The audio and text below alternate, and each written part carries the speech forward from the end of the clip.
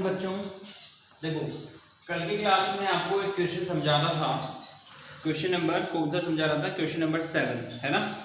और इस question number 7 का मैंने आपको फर्स्ट पार्ट करके दिया भी था कि आपको वैल्यू क्या होगी। ठीक है बच्चों।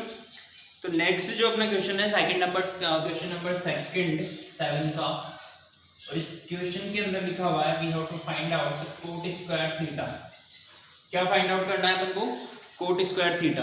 अब कल का जो क्वेश्चन था उसमें आपको ऑलरेडी कोट थीटा की वैल्यू दे रखी थी। देखो कोट थीटा की वैल्यू थी 7/8। ठीक है ना। तो कोट स्क्वायर थीटा क्या हो जाएगा? इस यहाँ पे जो दे रखा है उसका स्क्वायर कर देंगे अपन। इसका स्क्वायर करेंगे तो बताओ क्या हो जाएगा? ये कोट 7/8 है, इसका स्क्वायर कर दोगे 7 का स्क्वायर आ जाएगा 49 और 8 का स्क्वायर हो जाएगा 64। मतलब आपका कोट स्क्वायर थीटा की जो वैल्यू होगी वो क्या होगी बताओ? कोट स्क्वायर थीटा की जो वैल्यू होगी वो क्या होगी? 49/64 हो जाएगी। ओके। इससे पहले वाला जो पार्ट था फर्स्ट पार्ट उसमें भी इसी तरीके से आ रहा था नहीं आ रहा था? ठीक है ना। तो ये हो गया आपका क्वेश्चन नंबर कौन सा? Question number 7। अब आ जाओ आप क्वेश्चन नंबर 6 पर, जो कि कल मैंने आपको करवाया नहीं था। ठीक है ना। तो आज अपन इस क्वेश्चन को समझेंगे कि क्वेश्चन नंबर 6 में आपको क्या करना है। ओके बच्चों। तो आप आ जाओ क्वेश्चन नंबर 6 पर। क्वेश्चन नंबर 6 को थोड़ा सा आपको अच्छे से समझना होगा। क्वेश्चन में बोल रहा है ये इन angle A and angle B are acute angle. कौन सा एंगल है बच्चों? Acute angle. तो देखो क्वेश्चन नंबर 6 में बोल रखा है कि इफ एंगल, जैसे बोल रहा है if angle A and angle B are acute angle. ठीक है। और आगे बोल रहा है सच दैट कि ये एंगल जो है वो इस तरीके से दे रखा है कि cos A = cos B। Okay. Then we have to show, आपको क्या शो करना है कि एंगल A जो है वो इक्वल है किसके? Angle B। इस तरीके से ये क्वेश्चन है आपका। ओके बच्चों। तो आप ध्यान से समझो यहाँ पे कि एंगल A और एंगल B को आपको इक्वल बताना है। तो इसके लिए क्या करेंगे अपन? सबसे पहले एक डायग्राम बना लेते हैं। ठीक है। ये हो गया आपका डायग्राम। ठीक है। यहाँ पर ये 90 डिग्री हो गया। इसको आप A लिख लो, इसको B लिख लो और इसको C लिख लो। ठीक है। तो इस तरीके से ये एंगल B है, ये A है और ये C है। पहले इसको A लिख लेते हैं, इसको B लिख लो। ठीक है। तो ये जो आपके सामने ट्रायंगल ABC दिख रहा है, इस सिचुएशन में आपका बेस क्या है? ये बेस है, ये परपेंडिकुलर है और ये हाइपोटेनियस है। यही होता है। ठीक है। तो यहां से cos A की वैल्यू आप लिखो। cos A क्या होगा? ये सॉल्यूशन यहां से स्टार्ट हो रहा है। ठीक है। cos A, अब इसके अकॉर्डिंग ये देखो पंडित बद्री प्रसाद। ओके। और ये हर हर बोले। तो cos क्या होता है बताओ? B/H होता है ना। तो यहां से cos जो है वो B/H होगा। मतलब आपका बेस और हाइपोटेनियस। तो इसका बेस क्या है बच्चों? इस सिचुएशन में आपके पास बेस है AC और हाइपोटेनियस है कितनी? AB। इसको आप इक्वेशन नंबर 1 डाल दो। ठीक है। तो यहाँ पे आपने क्या किया? cos A की वैल्यू निकाली, जो कि ये क्या रही है? AC/AB।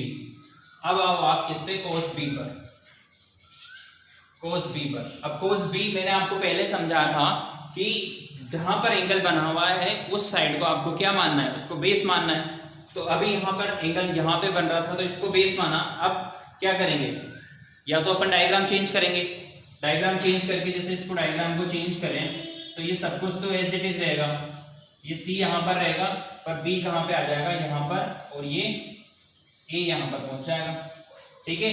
ये B आ गया और इस सिचुएशन में आपने बेस किसको बना दिया? बेस इसको बना दिया। ये आपका परपेंडिकुलर और ये आपकी हाइपोटेनियस। ओके। तो इसके अकॉर्डिंग आपका जो cos B होगा वो क्या होगा? B/H। वो भी यही होता है। cos B क्या होगा? B/H। पर इस सिचुएशन में आपका बेस क्या है? इस सिचुएशन में आपका बेस क्या है? BC। और हाइपोटेनियस है कितनी? AB। तो ये आपने इसको दूसरी सिचुएशन के अकॉर्डिंग लिख दिया। देखो ये cos A था और ये cos B था। ठीक है, इसी डायग्राम में भी अपन कर सकते हैं इसी को, पर यहाँ पे आपको क्या लिखना पड़ेगा इस सिचुएशन में, दूसरी वाली सिचुएशन में आपको इसको बेस लिखना पड़ेगा, इसको परपेंडिकुलर लिखना पड़ेगा और हाइपोटेन्यूज तो एज इट इज रहेगा। ठीक है, तो दो डायग्राम ना बनाओ आप तो एक डायग्राम से भी काम चल सकता है। ओके, तो नाउ देखो क्वेश्चन में क्या बोल रखा था, कोस ए और कोस बी इक्वल है, तो बाय इक्वेशन 1 and 2, ठीक है, दोनों इक्वेशन को आप इक्वल कर दो तो ये क्या हो जाएगा, cos A is equals to cos B, इसमें वैल्यू क्या है ए सी अपॉन ए बी है, और इस वाले में वैल्यू क्या है B C upon A B है। ठीक है ना, आ रही है आपको बात समझ में? देखो ए बी से ए बी कट जाएगा, क्या बचेगा, A C is equals to B C बचेगा। मतलब आपकी साइड ए सी जो है, ये वाली जो साइड है वो इस वाली साइड के इक्वल है। ठीक है, आ रही बात समझ में? ये वाली जो साइड है वो इस साइड के इक्वल है। आप इस डायग्राम में भी लिख सकते हो कि ये वाली साइड जो है इस वाली साइड के इक्वल है। अब बताओ आप मुझे कि किसी भी ट्राइंगल के अंदर दो साइड इक्वल होती है तो उसके कॉरेस्पॉन्डिंग एंगल्स जो है वो क्या होते हैं, इक्वल होते हैं। देखो इसके सामने की साइड क्या है ये, और इसके सामने की साइड क्या है ये दोनों साइड है इक्वल है, तो इसके दोनों एंगल भी क्या होंगे, इक्वल होंगे। देखो मैंने आपको 9th में इतनी बार बताया था, याद करो आप। इस तरीके का कोई ट्राइंगल होता है तो ये साइड और ये साइड इक्वल होती है, तो ये वाले एंगल भी इक्वल होते हैं, होते ही नहीं होते हैं। ठीक है, तो यहां पे लिख देंगे ये, if two side are equal then corresponding angle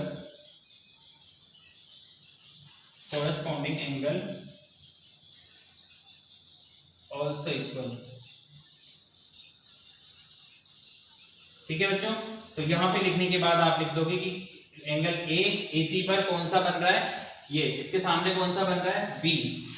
इस तरीके से आप लिख सकते हो कि एंगल ए जो है वो इक्वल होगा एंगल बी के। ठीक है, तो इस तरीके से अपन को इस क्वेश्चन को करना है। बताओ आपको समझ में आया या नहीं आया? ठीक है, नीचे यहाँ पे जो दिख नहीं रहा है ये वाला पार्ट, यहाँ पे एंगल लिखा हुआ है। ओके, आ रही है आपको बात समझ में? तो इस तरीके से आपको क्वेश्चन नंबर 6 करना है। ठीक है, तो अब आ जाता है अपन क्वेश्चन नंबर नेक्स्ट पर। 7 मैंने आपको कल समझा दिया था, आज अपन समझेंगे क्वेश्चन नंबर 8। क्वेश्चन नंबर 8 जो है बिल्कुल क्वेश्चन नंबर 7 की तरह है। मैं आपको थोड़ा सा बता देता हूँ, आप करके देखना इस क्वेश्चन को, है ना, आ जाएगा आपको। अगर नहीं आता है तो मैं बताऊंगा ही सही। देखो क्वेश्चन नंबर 8 करते हैं अपन। अब देखो इस क्वेश्चन नंबर 8 में क्या चाहता है, क्वेश्चन नंबर 8 पे बोल रखा है कि इफ 3 कोट ए, क्या लिखा हुआ है देखो, if 3 cot A is equals to 4 दे रखा है, then check whether 1 minus tan square A upon 1 plus tan square A is equals to cos square A minus sin square A. ठीक है, ये दिख रहा है आपको सामने कि इसमें आपको क्या वेरीफाई करना है, 1 माइनस tan स्क्वायर थीटा नहीं है, यहाँ पे ए दे रखा है, is equals to 1 plus tan square is equals to होता है cos square A minus sine square है। तो इससे पहले आप क्या करोगे, देखो इसका सॉल्यूशन लिखे हैं अपन यहाँ पे, ये तो आपका क्वेश्चन था। ठीक है, तो ये इसका सॉल्यूशन लिखें तो देखो 3 cot a is equals to 4 दे रखा है, तो cot a is equals to क्या हो जाएगा 4/3। ठीक है, डायग्राम बनाएं, ये आपका डायग्राम बन गया, छोटा ही बना लेते हैं, हम तो हैबिचुअल हो चुके हो आपकी, इस तरीके से डायग्राम बनेगा। ठीक है, उसके बाद ये पंडित बद्री प्रसाद और ये हर हर भोले। ओके, तो कोड जो है इसका रेसिप्रोकल होता है टेन का, तो b अपॉन पी लिखेंगे, मतलब यहाँ पे ये b अपॉन पी। तो बेस की जो वैल्यू है वो तो कितनी है आपकी 4 है, और परपेंडिकुलर जो है वो कितना है 3 है। ठीक है, तो यहां से आप क्या करोगे, पहले हाइपोटेनियस फाइंड आउट करोगे, तो यहाँ पे लिखे अपन ये hypotenuse square is equals to base square plus perpendicular square, कितना हो जाएगा 4 का स्क्वायर प्लस 3 का स्क्वायर, ये हो गया 16, ये हो गया 9, दोनों को ऐड करते हैं 25 होगा। यहाँ पे रूट ऑफ 25 लिखेंगे, ठीक है। तो h की जो वैल्यू आएगी वो 5 आ जाएगी। कितना आ गया बच्चों? 5, ठीक है। अब इसके बाद बच क्या रहा है? देखो इसके बाद तो आप बोलोगे कि सर हम कर लेंगे अब, है ना? नहीं बोलोगे? कर लो यार, अब कर सकते हो इसको। क्या करोगे? देखो 3 चीजें चाहिए आपको, एक तो टेन चाहिए, कोस चाहिए और साइन चाहिए। तो सबसे पहले यहाँ पे आप क्या लिख लो? टेन ए लिख लो, फिर कॉस ए लिख लो और फिर साइन ए लिख लो, ठीक है। इनकी वैल्यू निकालना और कहाँ पे रख देना? इस वाले फॉर्मेट में। लेफ्ट हैंड पार्ट अलग है, राइट हैंड पार्ट अलग है, करके देखना। अगर नहीं आएगा तो मैं कल बताऊंगा, ठीक है। और आप मेरे को हाथों हाथ सेम डे बता देना कि आया नहीं तो फिर बाद में बोलोगे 2 दिन बाद कि सर ये तो हमें आया ही नहीं था। Okay, so do this question, okay. कल पढ़ते हैं बाकी।